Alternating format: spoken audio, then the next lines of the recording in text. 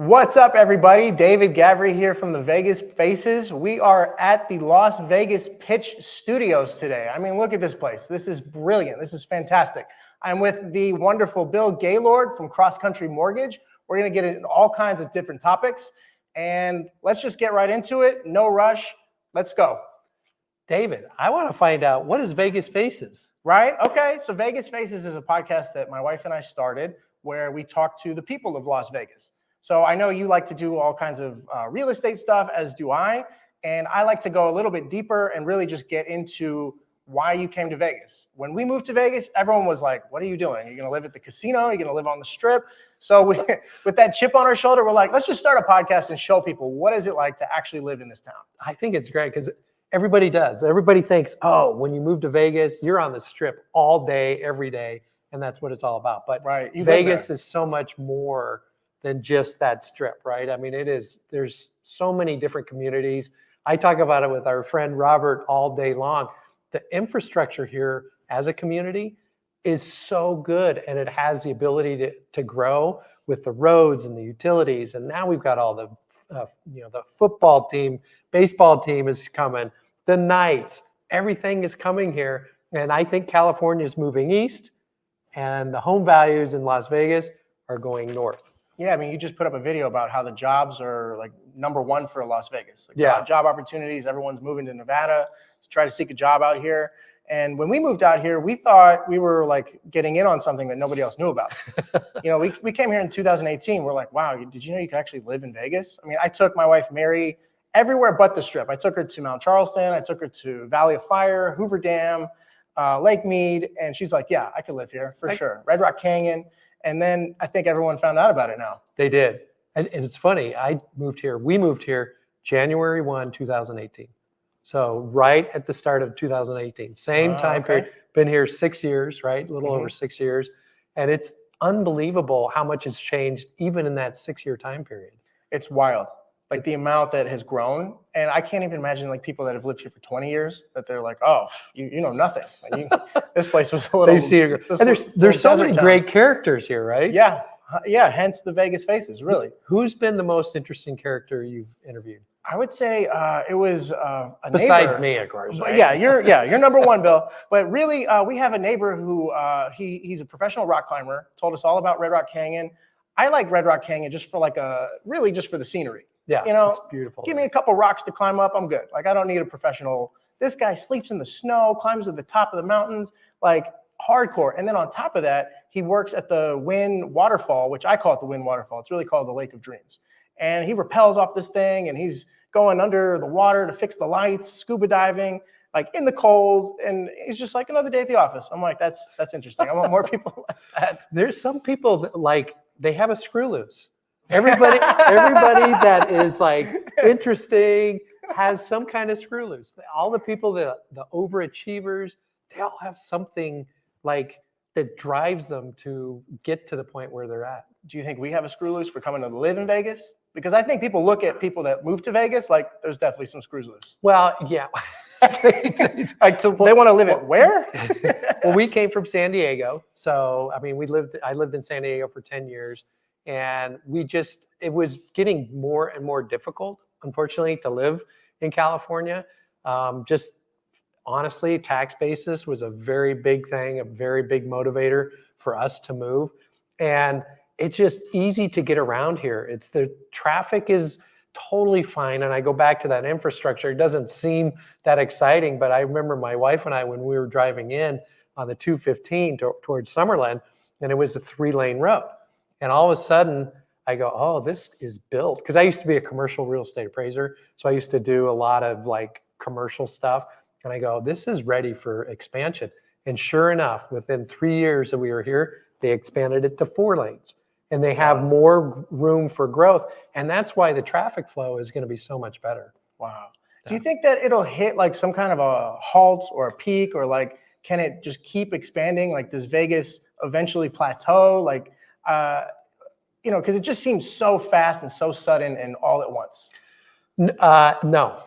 My short answer is no. So I liken Las Vegas actually to Phoenix about 25 years ago. Phoenix was really starting to grow. They started to get all their roads and utilities and infrastructure in. Then they got Bob, which was the Bank One ballpark, which was for the Arizona Diamondbacks.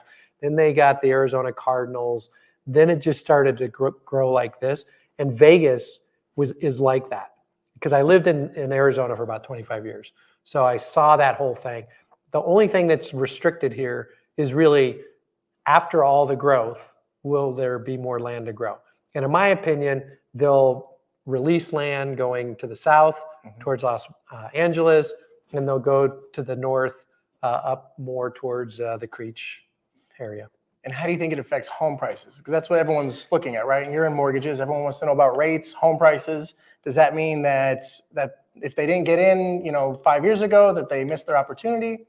No, I think, honestly, I think home prices are going to, home prices are going to go up. It's just basically the standard of real estate, where it generally has gone up. If you look at since 1942, it's gone up 72 out of those 82 years. Wow. 81 years, right? And so it will eventually go up. But I do believe that because of Las Vegas and their ability to grow with and be not so restrictive on some of the regulations to build housing, I think that you're going to see more houses built that will keep the home values probably a little bit more stable. I don't think we're going to go like this. To me, it's supply and demand. And if you don't have enough supply of homes, then you're going to see values go up. But if we can continue to build homes, I think we're going to see values not go skyrocketing. That's just my opinion. Bill, by working in mortgages, is that like the first question that people ask you, is the rates? Same way being a realtor, it's like, oh, how's the market? How's the housing market? Is it like, Bill, tell me about the rates. I know you for 5 seconds, you work in mortgages. Tell me about the rates. It is. It's a very first question, because that's what a consumer really wants. What's your rate? What's your rate? What's your rate? And so, but that's what the normal, question is. What is my interest rate? What is my mortgage payment going to be? And so, and it's so dynamic, because there's so many variables within an interest rate. So not everyone's going to get the same, type of program or the same cost structure that they need. So it varies. But the standard 30-year fixed rate mortgages I think we're going to go sideways for most of the rest of the year. Wow. Because everyone's anticipating, oh, it's an election year, so therefore it has to go down. But I always wonder, what causes the rates to go up and down? It's not like, I don't think it's as simple as, it's an election year, therefore they have to drop this many percent, or because of something else, it has to go up this much percent. What is the driving force behind the rates? Essentially, it's the economy. The economy and inflation can drive interest rates. Inflation is really what the Fed is so focused on, and they want the inflation to be no more than 2%. We went and shot up to 9.1%, right? Yeah. We're now coming down. We're just under 4%, but it's going to take time for that to come down. So inflation is a big driver. The other factor that really comes into play are jobs and the job growth and the economy. And when the job market is good, people spend money. When people spend money, what ends up happening is inflation can go up. It becomes inflationary. So because the job market has been very strong over the last, really it's been pretty strong over the last year, that there's some cracks in it. There's some underlying things that are happening, but the Fed doesn't see all those. So it's going to be interesting to see what happens. But I think we're going to go flatline for probably the next 6 to 8 months. And things that I've heard that, if rates do go down, it's because therefore jobs are no longer good, like you mentioned. What are your thoughts on that? Does it mean that in order for rates to go down, that there has to be mass layoffs and things that go wrong in the unemployment or the employment market? So the answer to that is pretty much yes. So if we're rooting for rates we're going to have down, a bad job market, something drastic has to happen, right? Okay. The unemployment rate will shoot up. People will pull back on their spending. They won't have as much money to spend. But there's some things out there now, David, that, credit card debt is at an all-time high. So people have been spending their money during COVID and have not stopped their spending habits, right? And so they're at an all-time high. They're making a little bit more. So appreciation for job growth and in terms of wage growth, I should say, has gone up. So they have a little bit more money to spend. Savings rates down, credit cards high. The question is, how long will that last before something gives, right? Will it be at a point where I can't spend any more money? And when they stop spending money, that's when inflation will start to be reduced. And when you say that when something gives, what does that look like? Does that, you mean like a burst and a bubble burst? Yeah. Well, bubbles. I don't like the word bubble, by the way, because it's hard to say. But but that is a big word out there. But I would say if the job market starts showing a negative job numbers and the unemployment rate starts to come up, then we'll start to see inflation come down. And I personally think, and I want to ask you the question, is when rates come down, how do you think that'll impact home values? See, I always think that means that everyone's going to come back from the sidelines. And now, you guys made a funny video about this with Brandon about the nightclub comparison. But really, it's like, oh, okay, everyone's now off the bench. The rates are down. So therefore, the demand is going to go up. And I think it'll make the prices go up. And that's kind of been, the common thing that everyone thinks. Like, okay, if rates suddenly drop, everyone's out there now. Yeah. I want to buy a house now. I want to buy a house now. And then you're going to get multiple offers and it's going to drive the price up. So that's kind of what we're seeing, what we think. What about you? I think you're absolutely right. I think if the rates Bill, come can down. you say that like a couple more times since my wife Mary's here? I just need to hear that. I think you're absolutely right. And I think what ends up happening is when the rates come down, there are still, even if the unemployment rate goes to 4.1% or higher than 4%, there's still 96% of the people that are employed that can still buy houses. So there is an affordability issue at times, but when those rates drop, it brings more people in. And there's a statistic that a 1% drop in interest rates can bring in a potential of 5 million home buyers into the marketplace. So not that all those people will buy because there's not that many transactions, but it just opens it up for a lot more people to buy. Wow. So in a best case scenario, like you said, we just flatline. We just stay steady. Yeah, and I think that's actually good for consumers right now. So if people, like buyers, in my opinion, if they can qualify right now, the thing that's holding them back is fear from the standpoint of, am I going to make the right decision? Should I buy now? Should I wait? Our value is going to go down. That mortgage payment is going to be too high. Can I make that mortgage payment? What should I do? So there's a lot of stuff going on in the head. But I think if they can buy and they have the ability to buy right now, I do believe this is a great time to buy because the value that they get now is going to be at a level before it goes up. Because when those rates drop, everyone projects that the values are going to go up. And I think that window has been extended. So if there are people who are still planning on buying, but maybe they just don't have enough money for a down payment, or maybe they're trying to improve their credit score, or maybe they're getting a raise, or they're getting a bonus, it gives them a little bit more time to jump into the market before the rates decline. Because I mean, we're already starting to see multiple offers, are we not? It's spring. It's the hot season, not just weather, but also the market. I mean, we're seeing multiple offers. We're seeing houses going like that again. It's like, whoa, we haven't seen that since last summer, pretty much. We're coming out of the winter. You're like, oh, all right, we've got a jolt again. Yeah. So I think the market right now is actually at a good spot. I don't think we're seeing skyrocketing prices right now. People are getting used to the interest rates where they're at. And if they buy now, when rates drop, I just talked to a client who bought his home as a second home, and he had to pay a premium because it's a second home. He retired here. Now he can actually refinance. So his payment, he bought it at a level that was very good on the price. Now he's lowering his mortgage payment by almost $1,000. So you can do it. I also want to, while we're on the topic of mortgages, which I know is something that I'm sure like we said, it's a question you probably get asked a lot. But what are your thoughts on the whole, they called it like the junk fees and like this whole realtor commission lawsuit? Like basically, Bill, how much time do we have before you and I are completely replaced by apps?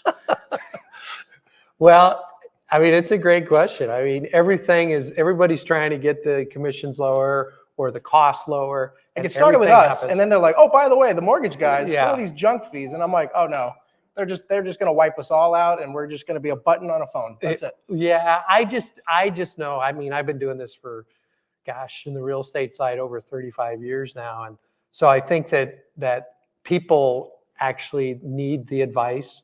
They're not always going to listen to an AI and a robot. There's just this, they need to really feel comfortable with the person. So someone like you, Human experience, and just guiding them into the house, because it's a huge decision. And with you working with so many buyers and so many sellers, you know what it's like. You're a psychologist every single day, right? It's a good way to put it. Yeah. You have to calm them down, make sure that You're the therapist. You're right. Yeah.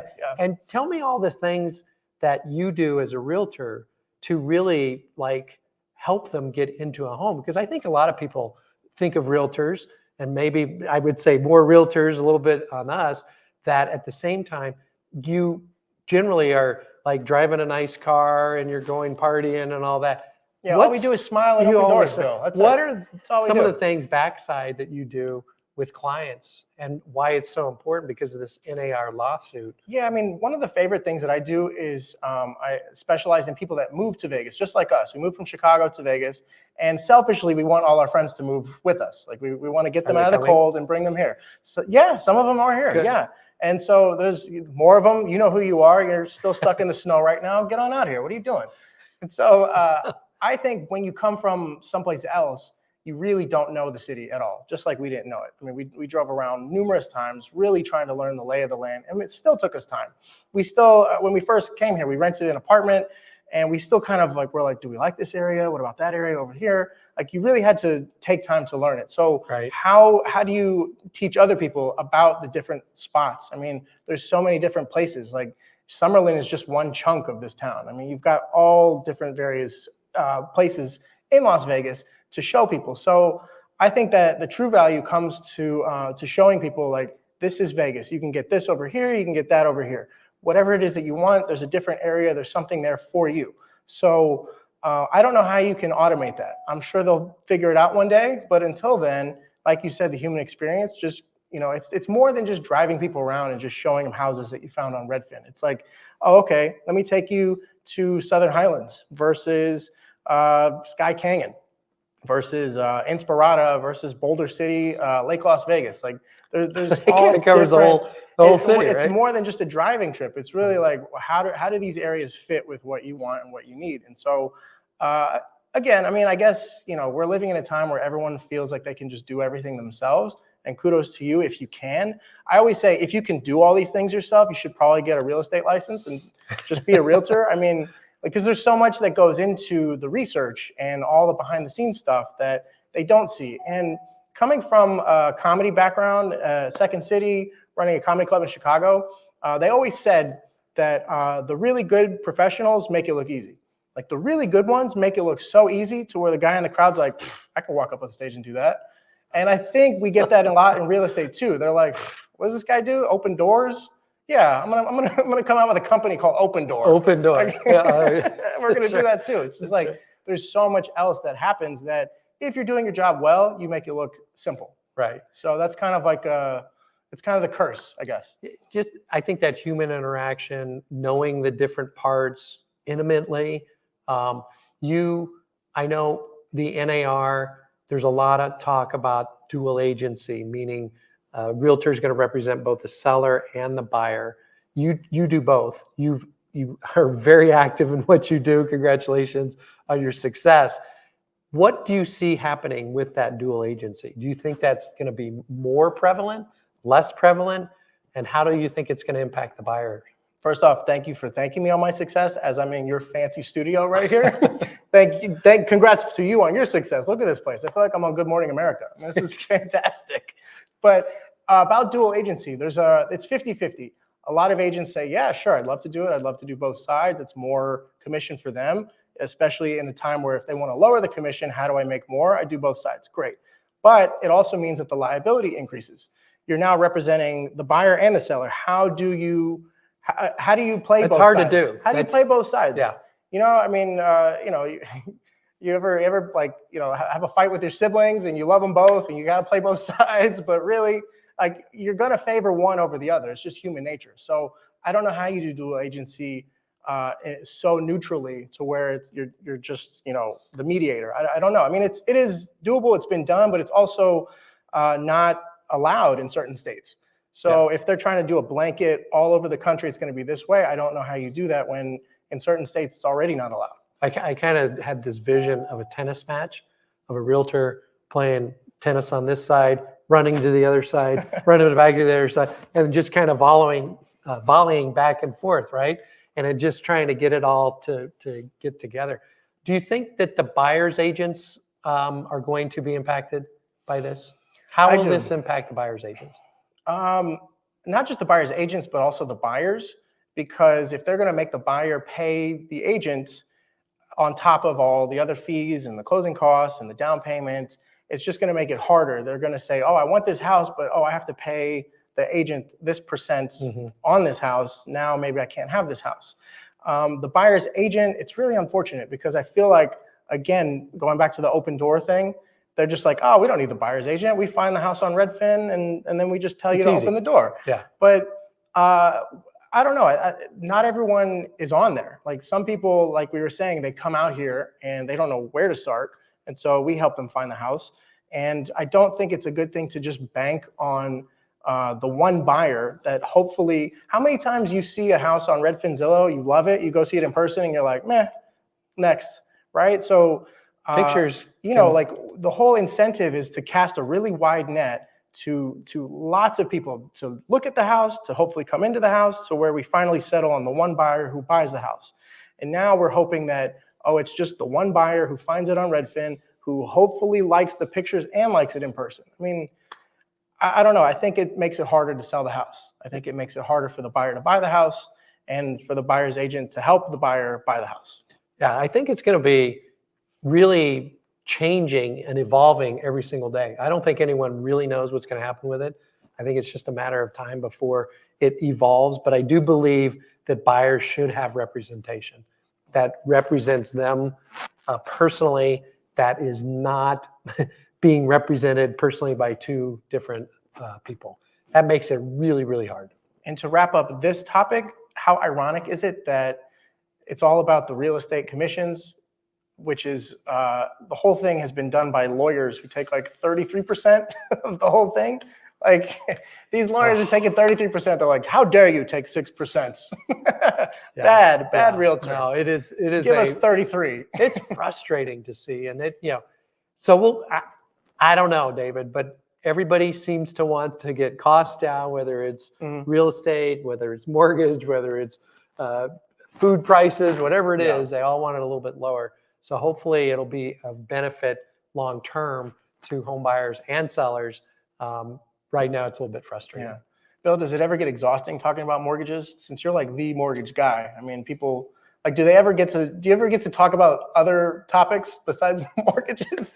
I love mortgage so much. I really do. Yeah? I love educating. I love going through their financial situation. Because I have a few years behind me, I've seen so many different scenarios and how to help people actually evolve and improve themselves and build wealth for themselves. So I like sharing that. So for me, I mean, you can talk to the people. When I get on a consult, I love it. I love credit, income, assets, and doing that analysis and just trying to figure out how to make it better for them. So, God bless you. No, Man. I don't get bored. I like it. What are some things, like if we're to zoom out and just talk Vegas, maybe favorite restaurants or favorite things to do? We mentioned Red Rock Canyon and Lake Las Vegas, Lake Mead, Mount Charleston, all the outdoorsy stuff. What are some things that maybe you've discovered in the time that you've lived here that you feel is a hidden gem or something like, oh, by the way, check this out? Yeah, so one of our favorite things is we love T-bones. We love Red Rock because we live, close by. Great steakhouse. Vintner Grill is another one that we really, really like. It's kind of a hidden in an office complex. Very cool vibe, and it's super nice. And then one of our standby is Echo and Rig, which is right in Tivoli Village. And if you haven't been in Tivoli, beautiful, beautiful market. We go there almost every weekend and split a burger. They have the best burgers you can imagine. So Chips, love that. And then in terms of just the area, we go hiking up to the Red Rock area, Calico Basin. We go up there, because of our little guy. And then my wife takes our son skiing every Tuesday to Mount Charleston. So he's like now, he's learned the French fries and the pizza. And he can haul ass. And that's the thing that you can do here. Like, people don't even know that you can go skiing in Las Vegas. Yeah. People think that it's just a bunch of cactus and sand and desert, but Mount Charleston, less than an hour away, and they have ski lifts, snowboarding, sledding. It's a brand new facility too. Wow, it's awesome. Wow.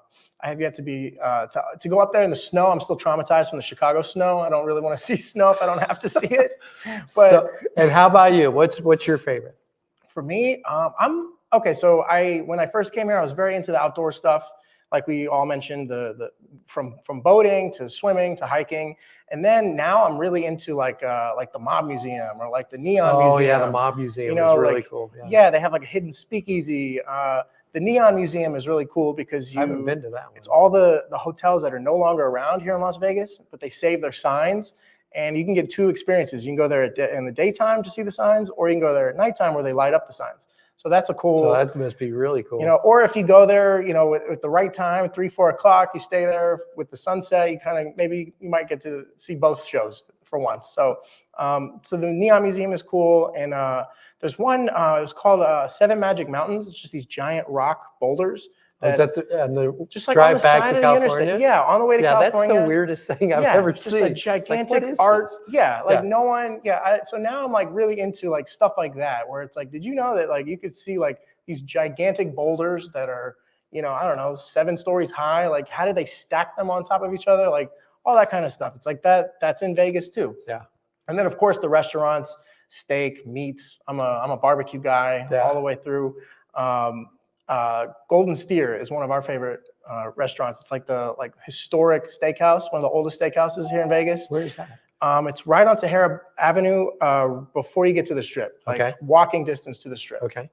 And yeah, I mean, it was like frequented by like the Rat Pack and like, Marilyn Monroe. We sat at the Joe DiMaggio booth. Like, and it was right next to the Elvis booth. And at first I'm like, come on, is this like another gimmick? Because like Vegas, if you have a gimmick, it helps. And they're like, no, these people actually came to this restaurant. This restaurant has been here since the 50s. Wow. I'll have to go to that one. Yeah, make your appointment now for like 6 months from now. Yeah. Really? Oh, wow. If you want a booth, yeah, for sure. But it's well worth the wait. It really is. It's really good. So that's probably my favorite steakhouse. And then we love Chinatown. Like, we rave about Chinatown. We probably go there like once a week. Yeah. Or we order in from it. Everything that you can imagine. It's one of our favorite for everything. Korean barbecue, Thai, Vietnamese food, what you can find in Chinatown, basically. Have you guys done a staycation yet? We did before we had kids, and now, what do they say? When you have kids, you don't even go on vacation. You just take care of your kids somewhere else. So no. Yeah. But we used to go to Lake Las Vegas for our staycation. Oh, yeah. What about you? Where would you go? We go down to the Strip. We'll go to the Wynn, and we love, and we'll go there early. We can check in early. We'll stay. We'll go to a show. We'll go to the pool first, and then show, and then we'll have a nice dinner. And we get up the next day, and we stay all day until about 5 o'clock, and then we'll come home. Wow. And then we'll thank Grandma and Granddad for taking care of the little guy. You ever see Sebastian at the Wynn, the comedian Sebastian? No. It's hilarious. If you ever go back there, Chicago guy, but like he's like really blown up. The comedy guy, right? Become like a big name now. How is comedy in comparison to Chicago here? So I think you definitely have. So Vegas is like where you come to like really put on your best show, right? So a lot of the time they come from elsewhere, and Chicago was kind of the launching pad city. I used to work at Second City, where they would start there, people like Steve Carell and Tina Fey and Stephen Colbert, and then they would launch to New York for SNL, or they would go to LA. Just depends. You would just pick a coast.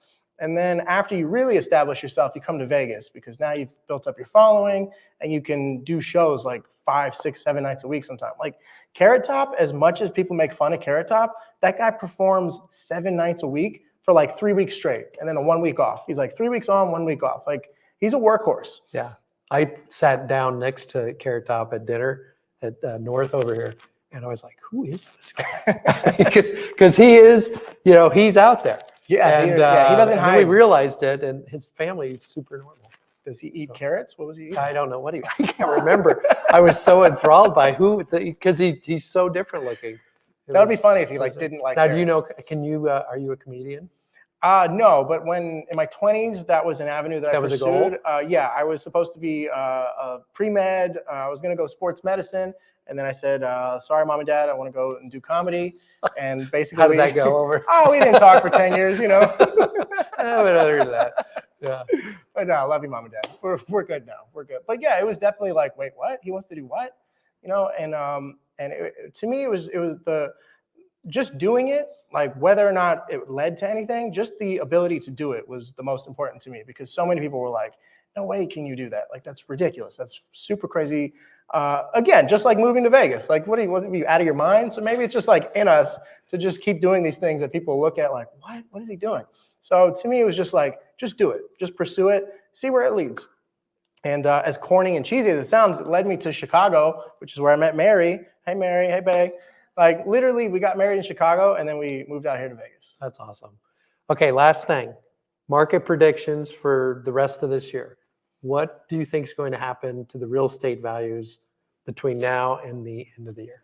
Between now and the end of the year, we're in first part of April. Okay. I mean, it would be nice to see our house, quadruple, and then, like that would be. But no, honestly though, like I do kind of feel like they've gone up enough. Like we always want real estate values to go up. I don't want them to go up too fast. I don't want people to feel like they're priced out. I want people to feel like they can afford a home. So I guess the boring answer is like, I hope we just stay steady. I hope we just keep it where we are now. Maybe we dip a little bit so that more people can get in and get the house that they wanted to get. But yeah, it's funny because as a realtor, it's like, I want to see prices go way up. Yeah, but I don't because I want you to actually buy a house. I want people to get in there. Well, you seem very honest, right? So I'm going to ask you one other question. And everyone's like, oh, he's a realtor. Of course he's going to say this. But is it a good time to buy in Las Vegas? Always, Bill. Always. That's the answer, right? Is that your typical, of course he's a realtor answer. Yeah, I mean, really, this city is just like, it's not stopping. Like from Formula One to Super Bowl to the Las Vegas A's now coming to town. They're building a stadium. The Tropicana just closed. They're ready to demolish the place. It's happening. Like people are coming here from California by the hundreds daily. So yeah, jobs, everything, like it's happening here. I feel like this is the time to just plant your flag, whatever it is. Get something, get in here, because in the next, however, I mean, what we just said, we've only been here for what, 5, 6 years and already this much expansion. So it's not stopping. And there's no sign of it stopping anytime soon. Unless, of course, some crazy black swan event type of thing happens. Really, though, like I feel like we're just making up for lost time after what happened during COVID, to where it's just like, get in there, let's get going. Yeah, and I think Vegas has been known for boom and bust cycles. And I think because of the basic stability of the economy right now and where Vegas has really broadened its economic structure, I think that we're going to see really Vegas, if there's going to be a bust, it's a smaller bust. And a boom, it'll be a boom, but it won't be quite as big as it was before. I love it though. I think it's just the steady growth. California's moving here. We talked about it. California has the lowest job growth in 2023, and Nevada has the best job growth in 2023, and that's where California is coming here. And I do think values will go up a little bit. Yeah. So, all right. well, David, thanks for crashing the Las Vegas Pitch podcast. That was fun. Really, this was great. Appreciate it. And we'll see you next time on Las Vegas Pitch Presents. Bye, everybody.